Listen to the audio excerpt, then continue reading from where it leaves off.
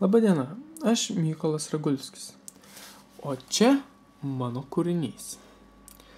Čia yra dvigubas maitinimo blokas.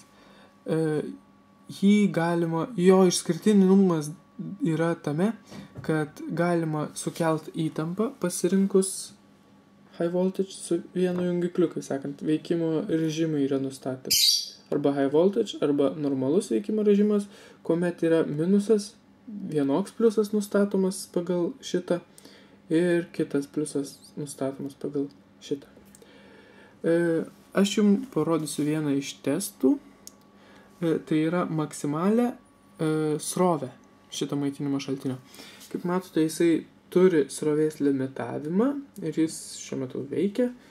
Jis yra pajungtas tiesiai laidai, multimetro laidai, yra pajungtas ant amperų. Ir čia yra užtrumpinta beveik, tiksliau labai maža varža. O kaip matote, amperai. Taigi, stebėkit multimetrą, o aš tuo metu įjungiu suaukštintą srovę.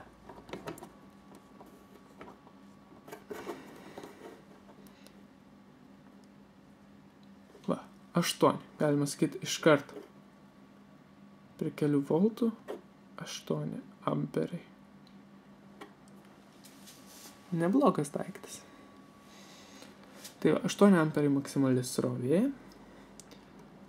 Dabar perjungsiu ir parodysiu jums įtampos galimybės.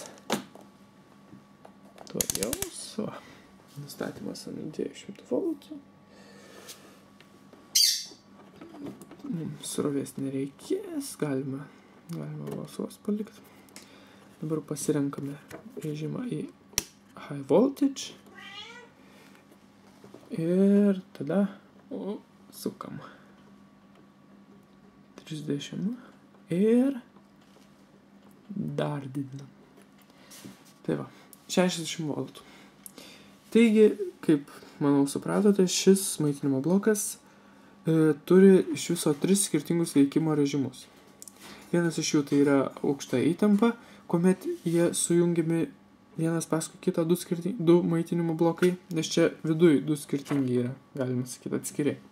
Ir realių pagalba yra sujungiami, kad pakelt įtampą arba kad pakelt srovę. Ir būtų viskas. Iki.